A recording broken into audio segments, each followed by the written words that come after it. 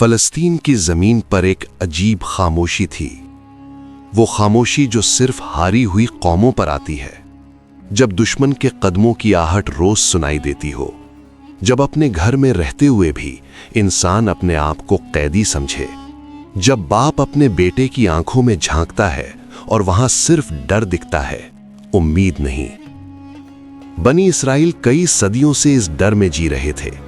انہیں یاد تھا وہ وقت جب موسیٰ علیہ السلام نے انہیں فرعون کے چنگل سے آزاد کرایا تھا، جب سمندر دو حصوں میں بٹ گیا تھا، جب آسمان سے من و سلوہ اترا تھا، وہ سب یاد تھا۔ لیکن یادیں انسان کو مضبوط نہیں کرتیں جب وہ روز اٹھ کر اسی ڈر کا سامنا کرے۔ اور اس وقت کا دشمن فرعون نہیں تھا، اس وقت کا دشمن جالوت تھا۔ جالوت ایک نام نہیں تھا، یہ ایک خوف تھا۔ وہ عمالقہ کا سردار تھا۔ ان کی اونچائی ایسی تھی کہ عام آدمی ان کی کمر تک بھی نہیں پہنچتا تھا۔ ان کا زرہ بختر اتنا بھاری تھا کہ ایک عام انسان اسے اٹھا بھی نہیں سکتا تھا۔ اور جالوت ان سب میں سب سے بڑا، سب سے طاقتور، سب سے ظالم۔ اس نے بنی اسرائیل کی زمین پر قبضہ کر لیا تھا، ان کے کھیت، ان کے گھر، ان کے کنویں، سب کچھ۔ اور بنی اسرائیل کے پاس صرف ایک چیز بچی تھی، دعا۔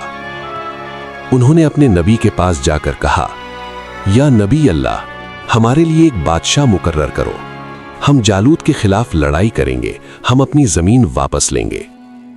نبی نے کہا، اللہ نے تمہاری سن لی، طالوت تمہارا بادشاہ ہوگا۔ بنی اسرائیل خاموش ہو گئے۔ طالوت، وہ جو عام گھر کا تھا، جس کے پاس نہ دولت تھی نہ خاندان کا نام، ہم نے بادشاہ مانگا تھا، یہ طالوت کون ہوتا ہے ہم پر حکومت کرنے والا؟ نبی نے کہا، اللہ نے اسے چنا ہے، اس نے اسے جسم کی طاقت بھی دی ہے اور علم بھی۔ اللہ جب چاہتا ہے، جسے چاہتا ہے، بادشاہی دیتا ہے۔ اور نشانی کے طور پر وہ تابوت سکینہ جو بنی اسرائیل سے چھن گئی تھی، فرشتے اسے واپس لائے۔ بنی اسرائیل نے اپنی آنکھوں سے دیکھا اور مان گئے۔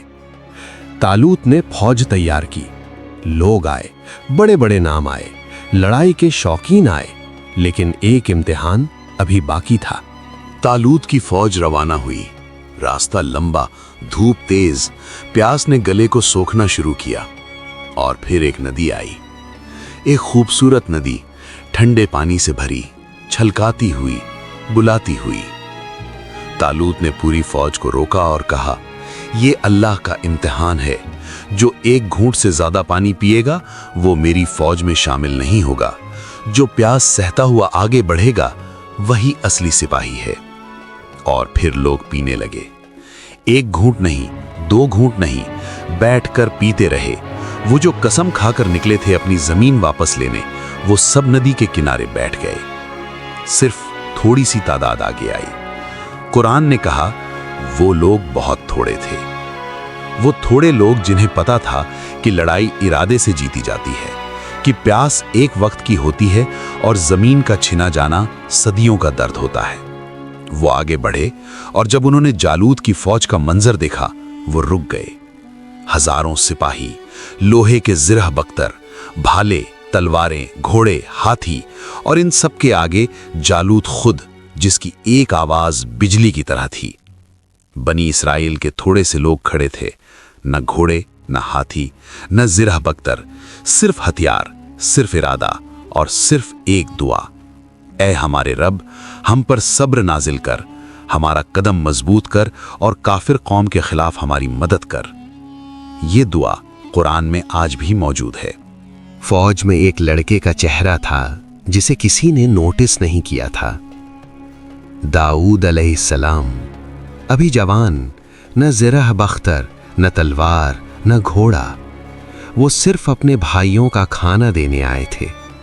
ان کے ہاتھ میں ایک گلیل تھی اور کچھ پتھر، وہی گلیل جو وہ روز جانوروں کو دور کرنے کے لیے استعمال کرتے تھے، وہی پتھر جو راستے میں ملے تھے۔ یہی تھا ان کا ہتھیار، اور یہی تھا وہ لڑکا جس نے تقدیر بدلنی تھی۔ جالوت خود آگے آ گیا تھا، پہاڑ جتنا، آواز وادیوں میں گونج رہی تھی، हाथ में भाला जिसे एक आम इंसान उठा भी नहीं सकता था। उसने ललकारा, कौन है जो मुझसे लड़ेगा? कोई एक, सिर्फ एक, आओ सामने। बनी इसराइल की फौज खामोश रही, एक कदम नहीं बढ़ा। तालूत ने ऐलान किया, जो जालूत को कत्ल करेगा मैं अपनी बेटी की शादी उससे करूंगा, आधी बादशाही दूंगा। खामोशी। और फिर भीड़ में से एक लड़के ने कदम आगे बढ़ाया। तालूत ने दाऊद अलैहिस्सलाम को देखा, एक लड़के को, बिना कुछ के, सिर्फ गुलेल, सिर्फ पत्थर। तालूत ने कहा, तुम जालूत से लड़ोगे?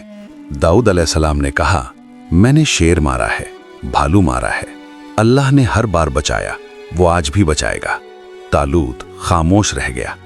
इस लड़के की आंखों में कुछ ऐसा था जो 1000 सिपाहियों की आंखों में नहीं था, यकीन। तालूत ने अपना ज़िरह बख्तर पहनाना चाहा। दाऊद अलैहिस्सलाम ने उतार दिया, कहा, ये मुझे रोकता है, मुझे वही चाहिए जो मेरा अपना है, वो गुलेल, वो पत्थर और अल्लाह का नाम।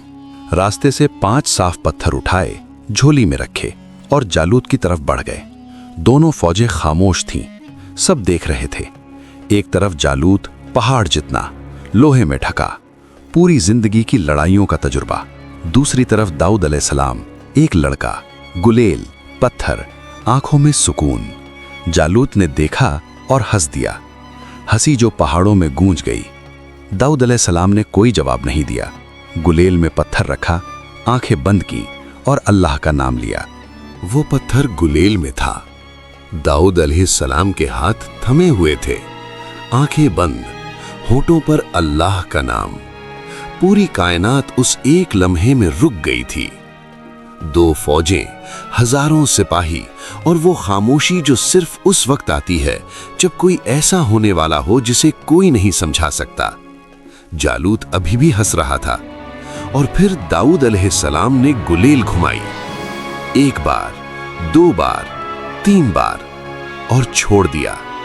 वो पत्थर हवा में था, एक छोटी सी चीज, मिट्टी और पत्थर की बनी, एक लड़के के हाथ से निकलती हुई। कोई ज़िरा बख्तर नहीं, कोई तलवार नहीं, कोई फौज नहीं, सिर्फ एक पत्थर, और वो सीधे जालूत के माथे पर लगा। एक आवाज, एक दम भरी हुई, और फिर वो पहाड़, वो इंसान जिसने कभी हार नहीं देखी थी, वो आगे की तरफ झुका। कदम लड़खड़ाए, घुटने जमीन से मिले और फिर जालूत गिर गया। जमीन हिली, धूल उठी और दूसरी तरफ से खामोशी छा गई। ऐसी खामोशी जो डर से नहीं आती, जो हैरत से आती है। जालूत की फौज ने देखा, उनका सरदार जमीन पर था। वो पहाड़ जो कभी नहीं गिरा था, गिर गया था और वो भाग गए। वो लोग जो सुबह तक हारे हुए थे, वो जो डर के साए में सांस लेते थे, आज वो खड़े थे।